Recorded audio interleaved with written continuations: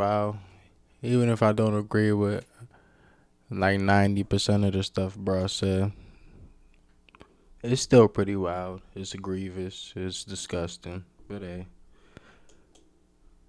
Oh, a change gonna come. Assassination is a tipping point in America because A Charlie was change famous for gonna bringing open, unfiltered debate to college campuses. He was in the midst of one of his signature prove me wrong sessions with his wife Erica and 2 children being present, when on September 10th a sniper assassinated him, just days after a Ukrainian refugee was also savagely murdered on a bus in Charlotte during a race-motivated attack. And all of this a year after Trump's attempted assassination, just around the 24th anniversary of 9/11. An attack. Yeah, when you think about it, bro, it's been endless assassin motherfucking nations, bro. Attempts too. Endless assassinations and assassination attempts.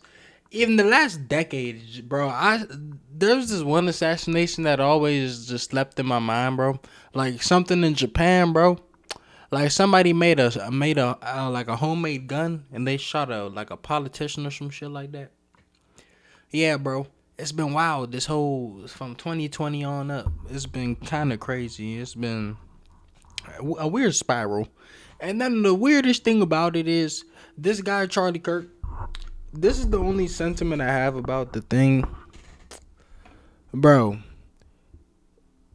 The dude had like a whole segment, shall I say, of his material was on black people and black violence and all these types of things.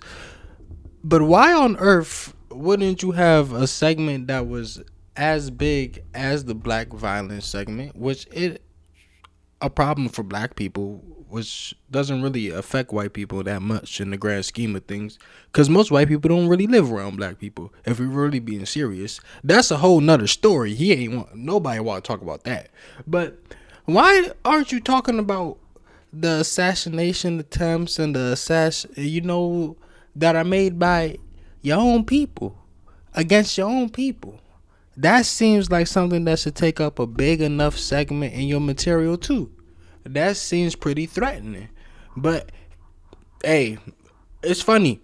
I mean, it's not funny, but it's just no. As a black person, it's funny, bro. It's kind of funny because now when something like this happens, it's the left versus the right. They shoot at Trump, it's the left versus the right, bro. It's Israel, it's this, it's that, it's everything you could think of. But hey, man, that's crazy, bro. That's one thing I can honestly say, and I'm not saying nothing wrong. I'm not coming for anybody. This is not any type of speech. I'm just seeing a duck, and I'm saying there's a duck right there. Hey, everything I'm saying can be Googled and factual checked. United Americans. And yet now these attacks are dividing America more than we've ever seen before. While most people were shocked by this, thousands also expressed their joy over his death. Some of the media even smeared him. Yeah, being happy over his death isn't good. It's actually pretty disgusting. I'm not gonna lie. Being indifferent doesn't matter. Being indifferent is pretty normal in this situation, but we're living in a certain society or times where people are being scolded for being indifferent over somebody that didn't like them, at least in their perspective. Okay? I'm not saying I'm just saying the dude didn't like him. I kind of think he was kind of racist. They probably feel like he was racist, but to be happier that he's dead, I don't think that's good, to be totally honest, because life is precious at the end of the day, and nobody should be killed because you don't agree with them. That's a true sentiment. It's really not, and you gotta respect people even in their death. Yeah. Charlie Kirk is a divisive figure, polarizing, lightning rod, whatever term you want to use. And even the House couldn't agree to have a moment of silence for him. Which is why this politically motivated terror attack might just be the one that tears America apart, as it seems a line has now finally been crossed in the country, as his death is a window into how far American political discourse has travelled from division to something far riskier for the entire population. It's why around 43% now believe a civil war is at least somewhat likely in the next 10 years. As we see yet another Civil War reach. If it's a left and right thing, like the whole sentiment of the left and right thing, that just like it just makes my whole brain boil. Is because, bro, the people at the top don't care about nobody in the left or the right that's paying bills and paying taxes. That's why they taxing you to God knows what. They raising prices to God knows what while they racking in endless boku money. Man, they getting boku, man. Boku money, man.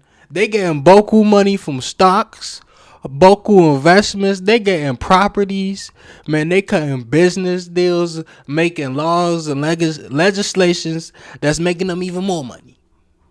Let that sink in, man. Let that sink in before you get up anywhere and try to talk about left and right and all that dumbass shit. Because at the end of the day, Trump getting richer off your misery and then Nancy Pelosi getting richer off your misery. So it don't even fucking matter. Let's be totally honest. Shit. Young 20s politically radicalized guy trying to take down open discussion with bullets. Whether it be Luigi Mangione, Thomas Matthew Crooks, and Tyler Roberts. See? And the creepiest thing about all three of these people is one of them in the middle definitely has CIA affiliation. The Luigi guy had political ties. His brother was like a politician or his brother was something pretty, or a high stakes lawyer or something. His brother was a big person, okay? Knew some big people. And they go out and they do these types of things, bro. Like, it's given MK Ultra. It's given, I don't know, bro. It's making me think like they got a birdie song they could sing and make them tweak out, you know? Make a little tweaky bird just off a little chime. That's what it's feeling like. Like, I don't know. It's the same architect of people. It's just weird. And making a martyr out of one of America's most famous commentators is only going to radicalize everyone so much more. Because if you followed US politics over the past decade, you've probably seen him elite. And everybody's, man, I'm gonna let him spit. As he was everywhere, from Fox News podcasts, college campuses, Trump rallies. He became one of the most recognizable faces in the modern conservative movement, building Turning Point USA at the age of just 18 into a massive operation by the time he died, with $55 million in annual revenue. I'm not gonna lie, that is pretty impressive. But, bro, I'm not gonna lie. I feel like a lot of this was like written or scripted, shall I say?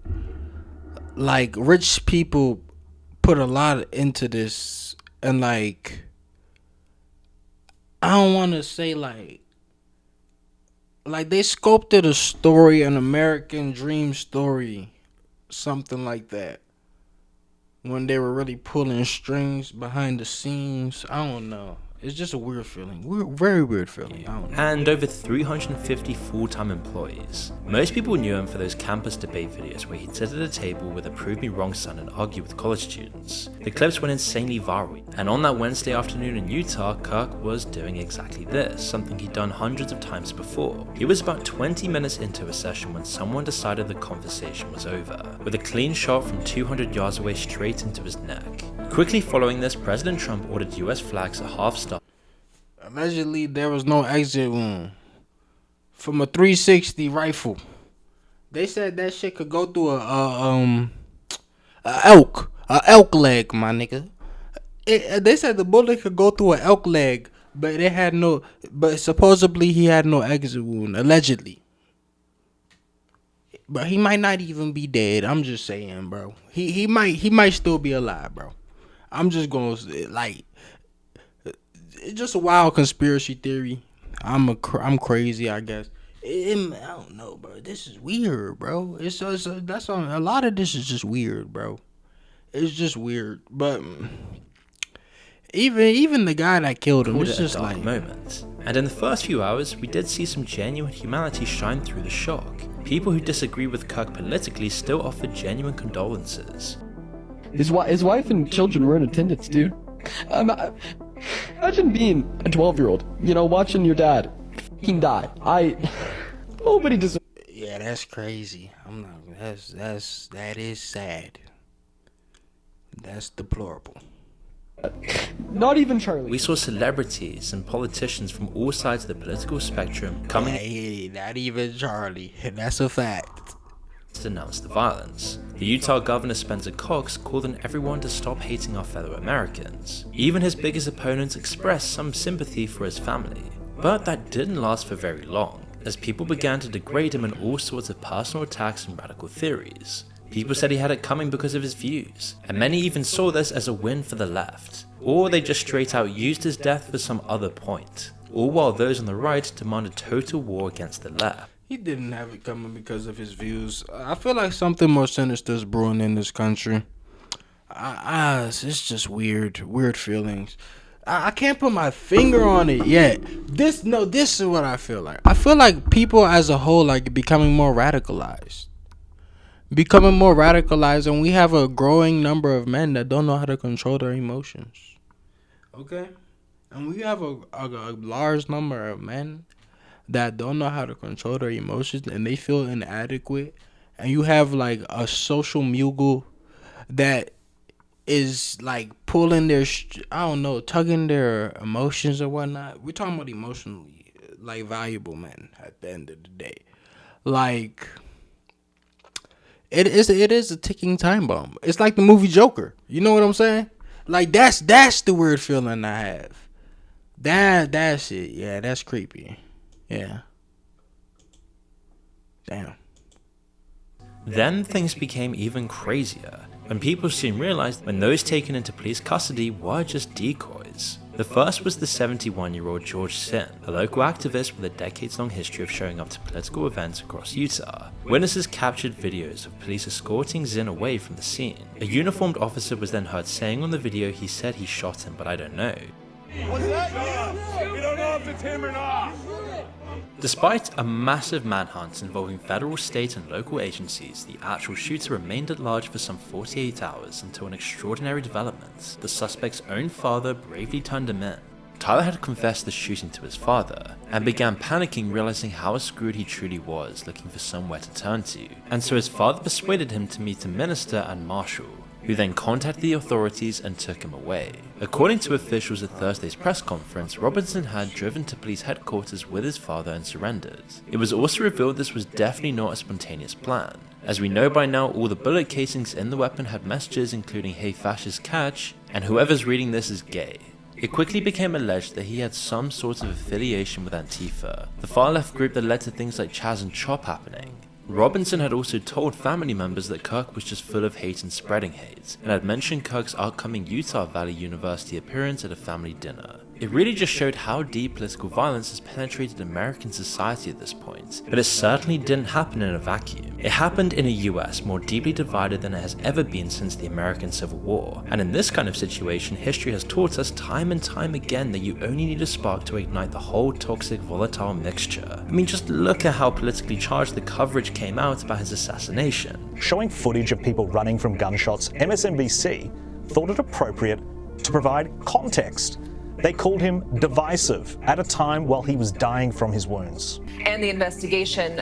Charlie Kirk is a divisive figure, polarizing, lightning rod, whatever term you want to use. We've already mentioned all the people reacting to Charlie Kirk's death with excitement, but even mainstream broadcasters like MSNBC made comments to either justify or dismiss the severity. Their first reaction was a suggestion that it was one of his own supporters firing a gun in celebration. In which a shooting like this happens. Yeah, and again, I emphasize what you just emphasized. We don't know any of the full details of this. We don't know if this was a supporter shooting their gun off in celebration, or so we have. Well, we still don't really know, or at least I don't really know, like what's really going on for real. Supposedly, it's some left wing guy that was deep into Transformer furry type people that was deranged, and he went out there and shot this guy. But I like to think for myself and think deeper.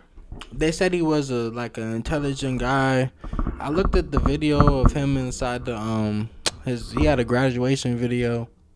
He did look odd. He looked like special ed, but supposedly he was getting damn nearly straight A's or really good, really good grades. High functioning student. You know what I'm saying? So, but he obviously was a weirdo. He was in the furries and stuff like that. You obviously got something going on upstairs. You might need to be watched a little bit. You into furries and foxies and all types of stuff like that. Idea about this. That's mental illness, man. Had Matthew Dowd on the show claiming that Charlie brought this on himself. He's been one of the most divisive, especially divisive younger figures in this, who is constantly sort of pushing this sort of hate speech or sort of aimed at certain groups. I always go back to hateful thoughts lead to hateful words, which then lead to hateful actions. And I think that's the environment we're in, that people just, you can't stop with these sort of awful thoughts you have and then saying these awful words and not expect awful actions to take place. He was later fired, underplaying what just happened and giving license to anybody out there who feels hurt by what somebody believes as an excuse to take them down. Even the New York Times wrote this obituary for Charlie, but instead of focusing on the Christian family man, they went on to claim that Charlie was a genius for using social media and campus organizing to build a following, which he then presented to donors and Trump-adjacent politicians to gain more resources and access. Or in other words, basically making him out to be a grifter. Even the Oxford Union president gleefully celebrated the death of Charlie. And now on the right, people want pure vengeance. Vengeance like you've never seen before. Which is why we need to see on the wider perspective what this really means. What type vengeance, bro? That's what I'm talking about, bro. Because at the end of the day, it's deeper than left versus right. It's not a left versus right thing. It's really not. At the end of the day, because there's radicals on the right, there's radicals on the left. Let's be really honest, bro. I'm just gonna be totally honest. Shit. Man, oh man. I'm not saying the people, both sides is bad, bro. The government's screwed over the people either way, bro. The country's still screwed. They have not released the Epstein files. Yeah, bro. Release the Epstein files, bro. America. Utah Governor Spencer Cox called it a political assassination, but his words carried a deeper warning. Nothing I say can unite us as a country. Nothing I can say right now can fix what is broken. Nothing I can say can bring back Charlie Kirk. At the FBI press conference following the capture of Tyler Robinson, he then went on to say ominously it was a watershed moment for the country. History will dictate if this is a turning point for our country. And that begs the question, what's next? What kind of watershed moment is this? Barbara Walter has spent decades studying how countries slide into civil wars, analyzing over 200 conflicts worldwide. Her research suggests America has all the warning signs of a society primed for a period of heightened violence. According to data published in her best-selling book How Civil War Starts, America's democracy score has dropped. That then puts the country in what some researchers call anocracy, the danger zone where countries are vulnerable to political violence. Now, people will always naturally disagree on when this started happening and which side of the political spectrum is primarily to blame. And it's no secret that the US political system swings like a pendulum from Democrat to Republican. But research from the University of Southern California indicates that each side is now further apart than the since the 18. The fuck?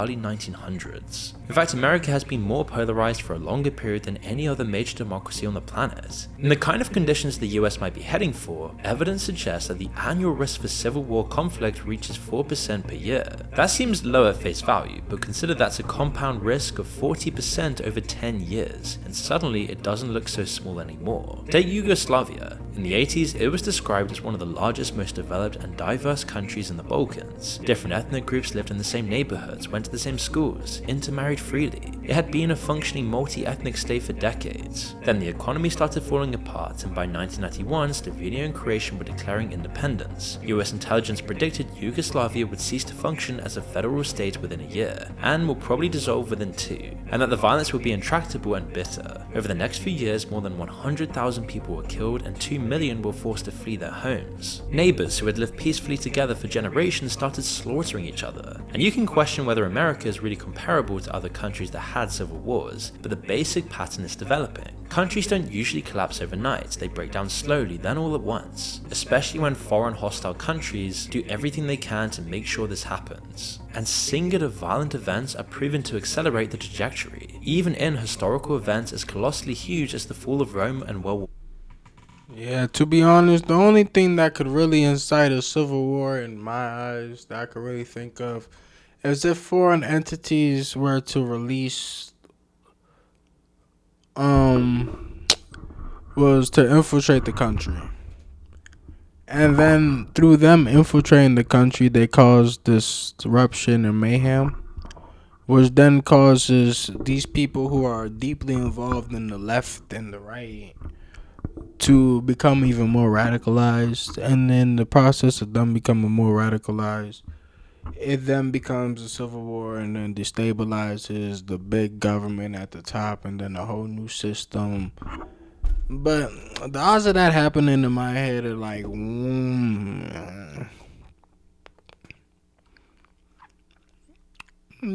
like, I give it 12 to 15%. Throughout from here to like when we're old. Okay. But here's the thing though, we don't even need to speculate with historical parallels when we can see what's happening right now in America. Since 2024, approximately 2,000 National Guard troops have been deployed domestically. Trump signed an executive order directing the National Guard to create specialized military units to quell civil disturbances in American states, all to be deployed at his command. Retired Major General Randy Manner, a former acting vice chief of the National Guard Bureau, said the administration is trying to desensitize the American people to get used to American armed soldiers in combat vehicles patrolling the streets of America. Meanwhile, threats and harassment against local officials jumped over the past few years. The Capitol Police said they had more threats against members of Congress in 2024 than ever before, with even 2 attempts against Trump himself, when America was just inches away from Trump being dead. And then we can also look at how this division is affecting the population itself. Recent polling shows 65% of Americans feel exhausted when thinking about politics, 55% feel angry, and only 10% feel hopeful. Most troubling of all, 80% can't agree on basic facts anymore. Most critically, people oppose each other more harshly than ever. 43% of Republicans and 38% of Democrats hold very unfavorable views of the opposing party, up from just 17% and 16% in 1994. And this is where it gets so crazy with Charlie Kirk's assassination. When people live in completely different versions of reality, they start seeing political opponents not as fellow citizens with different views, but as existential threats that need to be taken out. All whipped up and catalyzed by our media environment that has basically created those parallel universes in tangent with social media. Take campus. And the sad part about it is these people, they sit at the same tables. Donald Trump used to be friends with Bill Clinton and these people. They know each other from a long path. Joe Biden knows the Trumps. Joe Biden's son knows the Trumps. All of these people, they know each other, bro. It's a secret society that we just wasn't invited to. To be totally honest with you. And they choose these sides, but they cut these deals that benefit both of them, that benefit both pockets.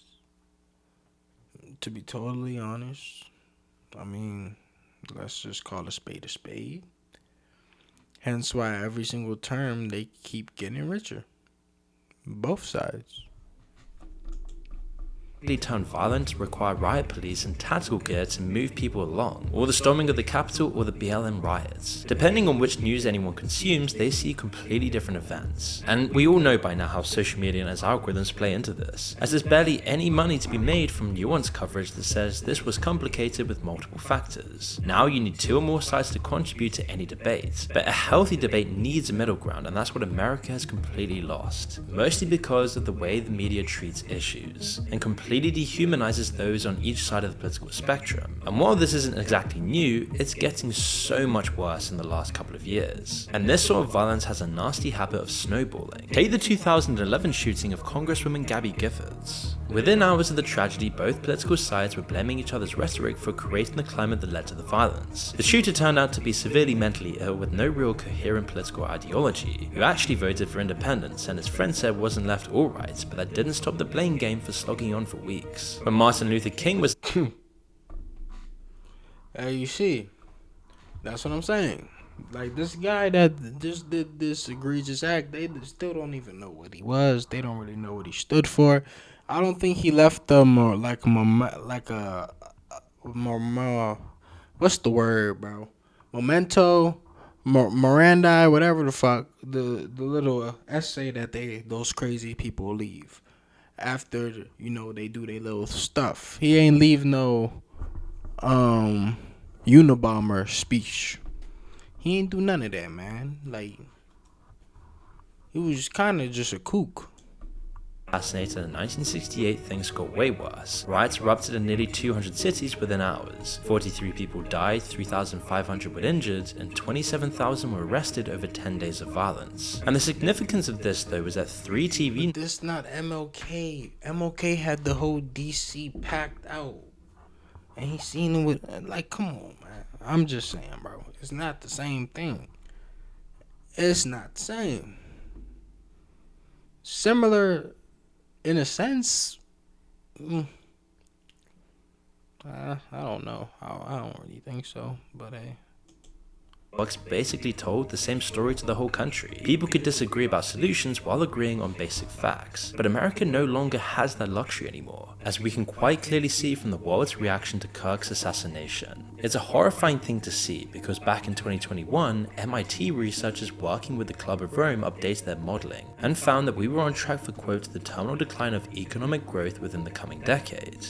In 2022, they put out the latest study called Earth for All that basically asked what happens if we keep doing what we're doing. And their answer wasn't exactly upbeat. They ran 2 scenarios through 2100, one where we model through too little too late, and one where we actually get our act together. The model through scenario shows well-being dropping by 40% in wealthy countries by the 2050s, with regional societal collapse becoming more likely as social tensions, food issues, and environmental problems start feeding each other. Today we're already half through 2025, and guess which scenario we're following? Yes, it's not the optimistic one. And this is all before just the recent events of the last month. And while plenty of people think that these researchers are just professional pessimists who've been predicting doom for decades, their track record has actually been pretty so far. But whether you believe their projections or not, the basic point is that when societies are already stressed on multiple fronts, economically, socially, environmentally, they become way more vulnerable to what researchers call chain reactions of bad events. One bad thing happens, then another, then another. But it's why it's clear that Kirk's assassination seems to be a huge tipping point in America, adding so much fuel to the fire of a country where 80% can't agree on the basic facts, where political violence is getting more calculated and targeted, where to be in politics and give your opinions in America means you have a very high chance of being killed, where our media, politics, and social media all then reward division over unity, where people are quite literally excited to see their political opponents get taken out.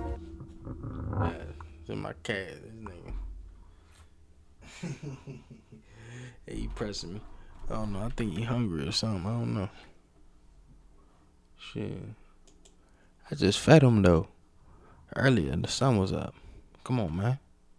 The sun was up. And then we have this stuff going on. Man, release the Epstein, man. Release them files, man. Release them files. Real live, man. Release them files. Okay, Trump? Fuck. On the David situation, and it sounds like he has fled his home and gotten the hell out of where he was staying. Another deviant. a demon walking amongst men. And the craziest thing is, bro, like I said in the last thing, bro, he might just beat this case on some wild OJ, super Saiyan OJ shit. Yeah, man. This body was discovered. Okay, there's a bunch of articles going around. There's a bunch of Reddit posts going around. Apparently, he has officially left the home that he was in whilst this allegedly all went down. Okay, so let's just get straight into it. I'll show you the article, I'll show you some of the videos, everything that's going on. But yeah, it's looking like David is getting the hell out of here. Okay, so this is a Sun article. It says, one more dance. Singer David flees $20,000 a month home after odd music video shot just weeks before girl was found dead in his Tesla emerges. And the homeowner has even spoken out about the search. So he was renting this property 20 bands a month. The way cuz be trying to jump up on my ass. Like, acting like he Jeff Hardy. All right, on top of sending 9 bands to all these, you know what I'm saying, these Apple Pay accounts, this guy had a lot of overheads, man. Must be expensive to keep a secret, man. But this is a little video at the top of the article, and then I'll get into the article, explain everything that went down. Police discovered decomposing human remains wrapped in a bag we now know belongs to Rivas. Eyewitness News has learned that she was found wearing a tube top, black leggings. She also had a tattoo on her right index. Little girl, bro. Little girl, mind you, bro. Like, bruh, eating honey buns and Cheetos and shit. Ew. That said, shh. Sometimes, especially me doing music and things like that. Oh, fucking weirdo, bro. Damn, man, I got a pink polo, man. I'm about to burn that bitch. Fuck. It gets hard to kind of navigate through the bridge between your faith and your flesh. Actually, my shit Tommy Hilfiger. Yeah, man. Ain't no way. No, man. What? Spooky, man, spooky. So look, let's get into this full Scooby-Doo spooky. Right. Hang on, we don't need no trailers popping up. So this says the singer David has suddenly left the 4-bedroom home he had been renting for $20,000 a month only days after it was searched by cops. A probe is 4 bedrooms. $20,000 a month. God damn. The fuck? $20K? These people just be throwing money away.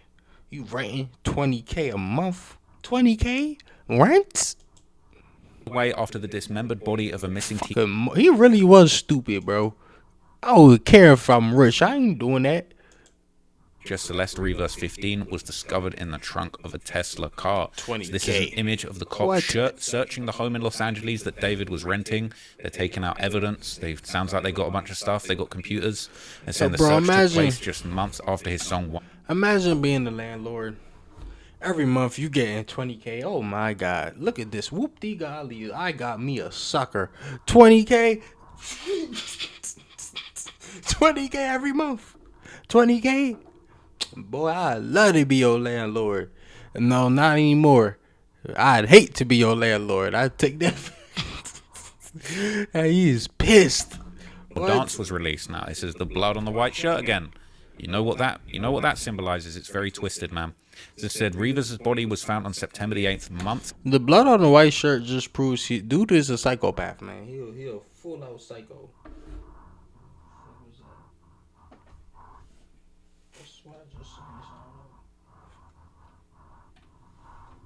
That was crazy.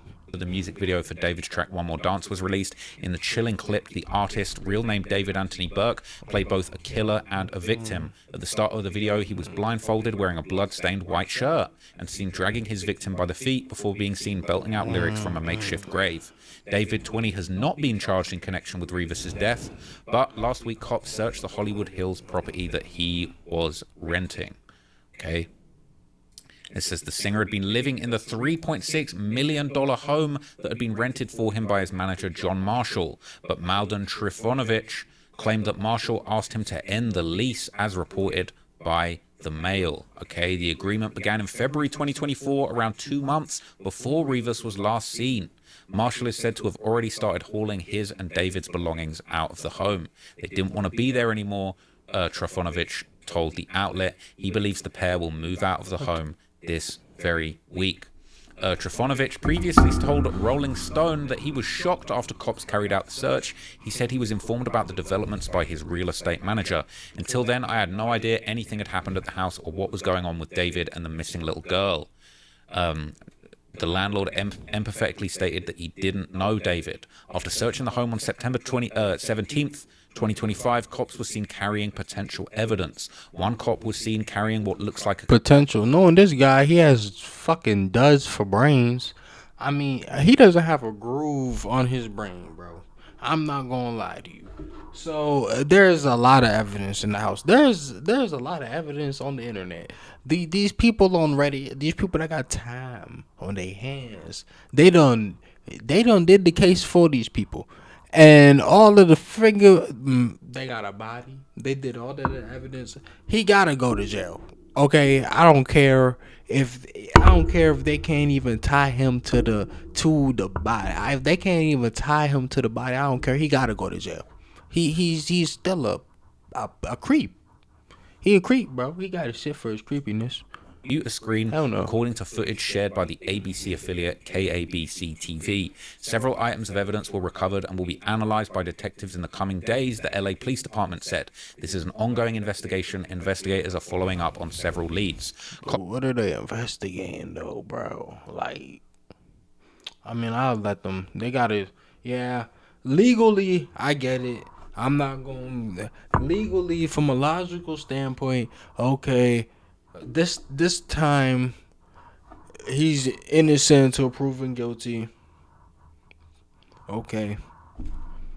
I done seen them lock niggas up for way less evidence, though. I know that for sure.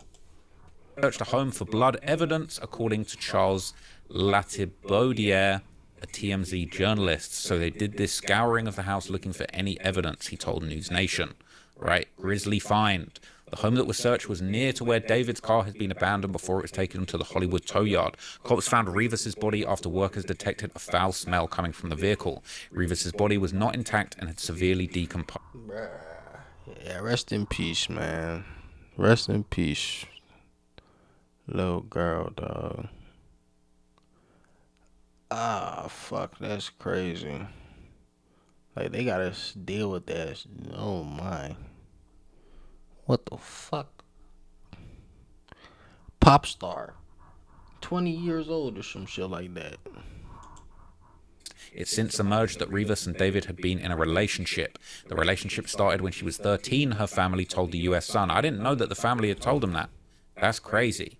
That's actually crazy. We're gonna And why did they let that happen? Like, they need to be locked up too, bruh.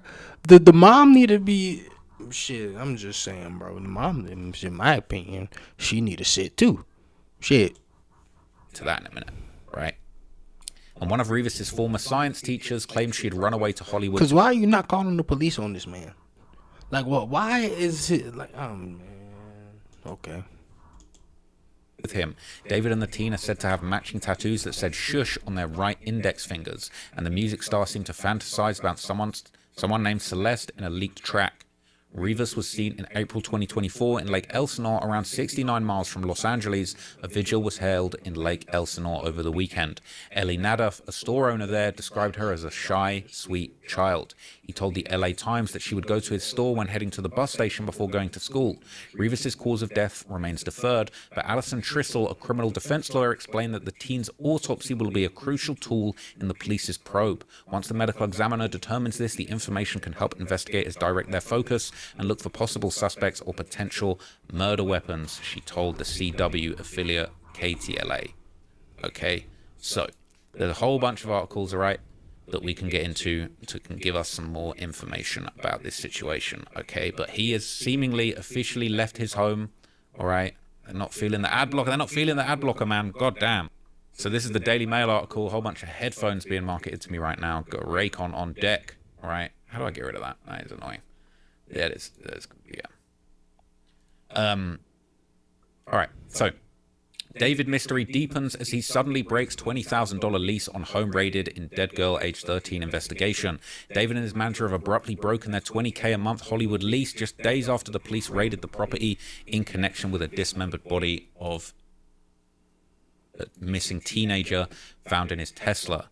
Okay, the Tesla had been abandoned for 4 days near Doheny Place and Bluebird Avenue, only blocks away from a 4-bedroom home rented by Burke's manager, Josh Marshall, when the 20-year-old singer had been staying. Now, look, there's been a lot of talk about how far away the car was found from the property, and I think there's some credence to one theory that actually maybe he'd have told somebody to move the car, and they maybe drove it a couple of blocks before smelling and realizing, yo, something ain't right with this, and abandoning it, and perhaps that's why it ended up getting towed. Okay, but the fact that it was found only blocks from the home rented by Josh Marshall, that don't really make sense. I don't really agree with that one, to be honest.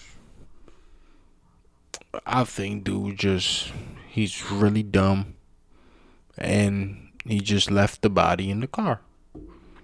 I'm not gonna lie to you. is definitely suspicious. Police stormed the property on September the 17th, seizing bags of evidence, including a laptop. Okay, and this is all the stuff that we already heard. This is him with all of his bloodstained white. Like, he's a weirdo, bro. Like, this is weird. That's very creepy, right? Very twisted. Okay. So this is some actually interesting background information about the landlord. He said, "This has all just been a big shock. I'm still trying to process everything, and I'm anxiously waiting for the story." I thought his landlord pissed. Hey, bro, I'd be pissed. Ain't no way, bro. You already on creep times. That's bad enough. You on creep times, but then the bodies is getting chopped up and decomposing and all types of stuff, and you don't know where, when, how. It's all, man, you gotta go. You got to go. Ain't no way. Fuck your 20,000. Include itself, it's very disturbing. Trifonovich, an AI developer and crypto investor, hasn't had any direct contact with the LAPD and isn't sure what was found inside the home or what kinds of tests were carried out. Okay, and that's his manager, that's David's manager, Josh Marshall, apparently, who was actually on the lease. And then this is the home. It is a beautiful home. The rental above was raised last week. Homeowner Molden Trifonovich told the Daily Mail he's since negotiated to break the lease amid the ongoing investigation. Beautiful home, man. Absolutely beautiful home, wedged right into this little corner spot. And 20 bands a month that he was paying there. So he was... Yeah, 20,000. We both thinking the same thing. That is a lot. Get into that money, man. 20 bands a month is absolutely crazy. It's unclear whether detectives plan to return to the $5.1 million home, which... $4.1 million. 4 bedrooms, bro. For $4 million. $4 million in a little cutout of a swimming pool, bro. $4 million for 4 bedrooms and a cutout of a swim. This is criminal. This is another crime, bro. What? Halle Berry once owned. Yeah, I gotta right go. Into this is another crime, bro. This is a fucking crime. What? $4 million for this little cutout, soggy, dusty ass pool, bro. Oh Lord. And this, man, that's crazy. Some fake ass grass. Fake grass too at that. $4 million. Fake grass. These real. That's crazy. $4 million, bro. It got 3 garages. It probably looks sweet as fuck on the inside. Most likely. But still, $4 million is crazy. You could get way more for $4 million somewhere like in the mountains, man. And 20 bands a month that he was paying there. So he was clearly getting to that money, man. 20 bands a month is absolutely crazy. It's unclear whether detectives plan to return to the $5.1 million home, which actress Halle Berry once owned. All right? That is actually messed up, okay? In the meantime, the landlord, Trifonovich, hopes that the mounting questions about Rivas' disappearance and the circumstances of her death will soon be answered for her loved ones. Like everyone else, I want to know who's responsible for this and how a little girl's disappearance could slip through so many layers of responsibility. Are more people responsible responsible for this other than the immediate ones? Who else is to blame? It's terrible. You never imagine for 1 second that a property you own could be dragged into something like this. But it's a very safe neighborhood with lots of security, and the police will have plenty of surveillance footage to work with.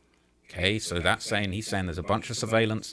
The LAPD in the search said the search of Burke's rental yielded several items of evidence that will be analyzed in the coming days, right? Just beautiful, beautiful property, man. Trifunovic said he hasn't had any contact with LAPD and is unsure what was found during the search or what kind of tests were conducted inside. Okay. That shit weak for $4 million. Ah, shit. I ain't even hating, but damn. So they're following up on several leads. All right, they're looking into the property. There's a bunch of these images that we've seen recently in recent videos all over this place. All right, so it's actually crazy. So apparently David has retained counsel. He's got top Hollywood attorney Blair Burke, who hasn't returned any requests for comments, but he previously represented Prince Andrew, creepy Prince Andrew, all right, who was allegedly rolling with Jeffrey Epstein and Kanye West. Maybe not as much of a creep, but definitely a moron with some very questionable views. Okay, police officers here raiding the Beverly Hills home that Burke's manager had been renting. No charges have been filed yet, but everybody is watching and waiting to try and get to the bottom of this thing, man. And I think there's more pictures of the property being searched in this article. Let's check those out here. All right, there's over 15 images of the home. LAPD said the search yielded several items of evidence. It's a beautiful home, man. 3-car garage. Absolutely lovely. Beautiful outdoor seating area there. More pictures of them together that we've seen already. But yeah, I'm kind of trying to see more pictures of this home. You know, he from the Europe. You know, over there, them people, they be living all tight, all close together and whatnot. I'm just saying. Cause $4 million out here, bro, you could get some pastures and some land, man. Like, you gonna be sturdy, okay? Go out there in Kentucky or something.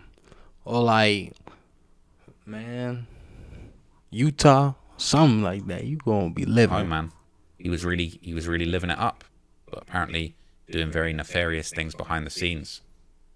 So this is a Rolling Stone article. Okay, the owner of the home spoke to Rolling Stone, and David was linked to that house blocks away from where the body was found. Oh no, another paywall.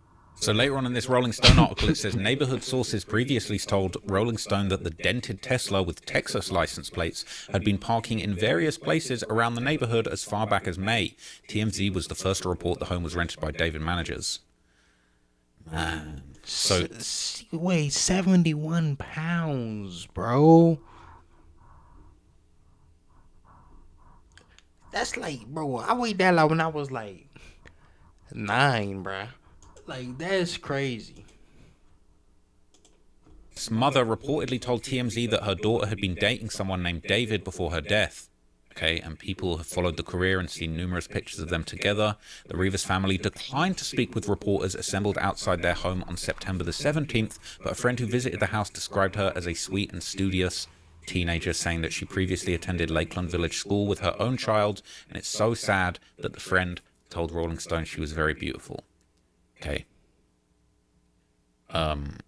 Burke seemed unfazed leading up to the victim's identification. The fashion companies Crocs and Hollister pulled back on a campaign that featured the musician. Crocs is crazy because she was wearing those Hello Kitty Crocs that was in the wanted poster in a picture where she went backstage with him. But the brand said, we're aware of the developing story with respect to the current situation. We've removed the campaign content featuring David while the investigation continues, the brand said in a joint statement sent to Footwear News. Okay. Wow. He had brand deals. I didn't even know who this guy was. That's crazy. So there's going to be other articles that we can touch on. All right, let's see what else this one says. So here's an interesting tidbit from ABC7. It says the cause of death is still being determined, and the LAPD's robbery homicide division is leading the death's investigation. But the case is not yet a homicide investigation because the authorities still don't know how she died. And the case really is currently relying on the medical examiner determining a cause of death, which apparently is proving difficult, and no arrests have been made. So there's some more information about the search of the home here on this News Nation article, okay? So this says that The Los Angeles Police Department Homicide Unit searched the Hollywood Hills home where David was staying Wednesday night after Celeste was identified as the victim in the Tesla. Police reportedly searched for blood evidence. TMZ's Charles Latibaudiere told Banfield that police swooped on the house in search of anything resembling blood evidence. They were even checking drains to see if there's blood evidence or blood tissue in the drains there, so they did a scouring of his house looking for any evidence. Police told TMZ that the home was about a block and a half from where David's Tesla was parked before it was towed. We know that Tesla is his. The thing that's still not clear is who was actually driving the Tesla when the body was placed in the car, who parked it, where it was eventually found and impounded. Those are the dots that still need to be connected here. Okay. Yeah, that is messed up, man. That is messed up. So this is an interesting tidbit. True crime journalist Lauren Conlin said that Banfield, News Nation's Banfield was told the victim was found dismembered in a plastic-type container. They stated that according to the medical examiner, the body was very decomposed, which to them indicated that it had been there for well over a month.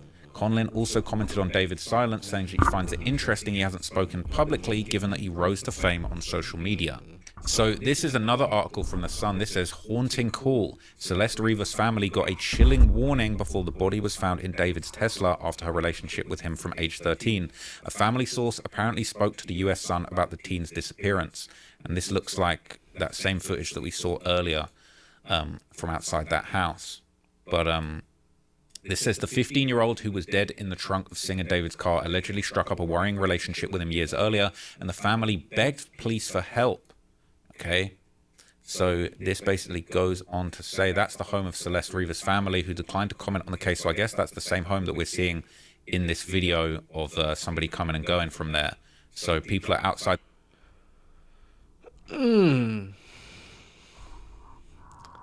Sheesh. From the looks of this, it looks like a hard-working family.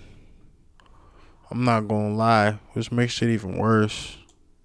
House looking for comment, and they're not really trying to talk, which is understandable given the heartbreaking gravity of this story. So this is interesting. It says the case is being investigated as a homicide, but the cause of death is still listed as deferred according to authorities, which I looked it up, and apparently this is actually an indication that they've still not been able to find a cause of death. They're still having to wait for the toxicology. They're going to see if there was any substances inside the body when they passed away. But they're having trouble identifying the actual cause of death, and that's going to make it hard to bring homicide charges. Okay, Celeste was. That's like the Iceman, the mob killer from way back. See, he used to kill people, and then he used to pack them up in the freezer until like their body would freeze, and then they couldn't find the time of death or the reasoning or anything like that. So then it made it hard for them to trace it back to him. He got caught off some fluke shit too. Something really fluke. I'm not gonna lie. Reported missing in April 2024, and her family made social media posts asking for help to find the teenager, although they later went quiet. Okay. The source, who is close to Celeste's mother, Mercedes Martinez, told the US Sun that they're all devastated over the teen's death, and they claim they begged police for help. The insider, speaking in Spanish, said the family was aware of Celeste's relationship with Burke. The source says, I still don't know a lot, but I don't understand why the police didn't do more. For a period, Celeste came back home by herself and stayed with her mother, but the police weren't involved. Why didn't they ask her, where were you? Are you okay? I don't know when she came back, but then she disappeared again and went back to him. I know someone called her mother and said, stop looking for her, she's fine. They told the family to take down the social media posts about her being missing, but it's not known who the alleged caller was or whether they were connected to David in any way. The source said that they themselves took down a post for asking for help as they were scared that the situation was out of hand. So they're saying that they themselves took down a post asking for help. They were scared that this was like more serious than they could have imagined. They're actually taking down posts looking for this lost little girl, which is just really sad, because ultimately that in a certain way may have enabled more of this stuff to happen. It's not their fault, but the fact is, if they're easing up on the search for this girl, that kind of makes it easier for this person to keep doing whatever they were doing, man. It's messed up. It says the insider was sickened to hear of the gruesome details reported about Celeste's death and said that they're desperate for justice. Okay, it says Celeste leaves behind her parents, Mercedes and Jesus, a brother Matthew, and a half-sister Jennifer. The US Sun has made multiple attempts to reach her family. Rivas' brother told NBC LA that she knew that they were dating, that they knew she was dating the singer, and claimed she ran off with him in 2024 after he regularly picked her up in the same Tesla her body was found in. The US Sun source, who has known Celeste since she was a baby, sobbed as they described the teen as a very happy girl. They said, "It hurts me a lot because I basically saw her grow up. She would often come and visit. She did well in school and studied a lot. She was very mature for her age, and she would help her mother as she was great with children." Sources claimed to the Daily Mail that Rivas' relationship was an open secret and that she had been skipping class at the Lakeland Middle School before she vanished in 2024. Man. So the Riverside County Sheriff's Office confirmed to the US Sun that deputies were dispatched to the house in Lake Elsinore on April the 5th, 2024, regarding the report of a runaway. Upon arrival, deputies spoke with the reporting party, who advised that the female juvenile had left the location in an unknown direction. Deputies conducted a search of the area but were unable to locate the female juvenile. The female was entered into the missing persons database as a runaway, and the report was forwarded to investigators for follow-up. The investigation remained ongoing. And then they found the body, which is just so sad. So this is an LA Times article that's got some more backstory and some more photos of... Why they found... the whole thing is kind of weird. I don't know, bro, because, like, why didn't they just tell the police that she was with David? That she was with this weirdo singer dude? That would have saved them a lot of time instead of saying missing person. I don't know. It's just a thought. The scene of the vigil. So this is titled "She Deserves Justice. Celeste Rivas Hernandez hometown mourns. Sweet child found dead in singer's car." And this is a photo of the mural. It says, "Community residents gathered Sunday evening for a vigil in Lake Elsinore to remember Celeste Rivas Hernandez, the 15-year-old whose remains were found in an impounded Tesla registered to the singer David in Hollywood." So this basically goes on to explain how some people reacted to the news. It says, "Residents and acquaintances of the teenager are following the case with a mixture of heartbreak, shock, and anger." As more details emerged that she knew the multi-platinum singer, whose real name is David Anthony Burke. "She deserves justice," resident Ruby Alonso said. "It's just so sad. Alonso's son is around the same age as Celeste. She met the girl's family when Celeste was in kindergarten and remained friends with her family. She was a studious, hard worker, and intelligent." So it says here that Celeste's family couldn't be reached for comment on Friday. They didn't answer the door at their home in Lake Elsinore, and neighbors said they haven't seen them recently. Last February, missing persons posters blanketed the quiet residential street where Celeste lived with her family. It was one of the first time the neighbors recall seeing the girl's face on a poster, but it wouldn't be the last time she was reported missing. "I recognized her because of her big curly hair," neighbor Kaylee Cortez said. "I would see her walking with her backpack on the way to school." The teen was reported missing on Valentine's Day 2024 when she was just 13, and the Riverside County Sheriff's Department confirmed Celeste was reported 13, pop star, damn, a 13-year-old. Oh my God, sick times, man, sick times. Dude over here living like he with King Charles and shit. Like, that's crazy. On some real disgusting shit. Last year, but didn't provide any additional information about the case and referred all questions to LAPD. Right? Just after 7 a.m. on March the 19th, 2024, a young girl walked down the street in a dark sweater and light pants, according to surveillance video from Del Lago Spirits, which is in Celeste's neighborhood. Celeste's family had asked the store owner, Eli Nadaf, for the video. He sent it to them, and they were confident that the girl in the video was Celeste. He believes that she got into a vehicle down the street from the store, but he couldn't make out any clear details as she walked out of the frame and into the video. He says that the police have not even contacted him for the video, but the teen regularly stopped by the corner store on her way to a nearby bus stop. He said she was going to school with other kids and she would stop by all the time. She would get Takis, soda, and maybe some candy. She was always so quiet, shy, just a sweet child, said Nadaf, who is a father and has operated his business for 11 years in the neighborhood. "I feel a connection to the community. It's just heartbreaking to see this happen." He said, "I get goosebumps when I heard about what happened to her when they found her in the car. It was just so horrible." Apparently, Celeste had returned to Lake Elsinore in the last year, said Alonso, the family friend. Man, they need to lock that nigga up. I can't even really finish this video. That shit fucking up my whole, like sheesh. Wow, bro. Lock that nigga up, man. Shit. Death sentence. Sheesh. The fuck out of here with that weird ass shit. That's crazy. Whoa. Dude living like a whole villain. Whoa.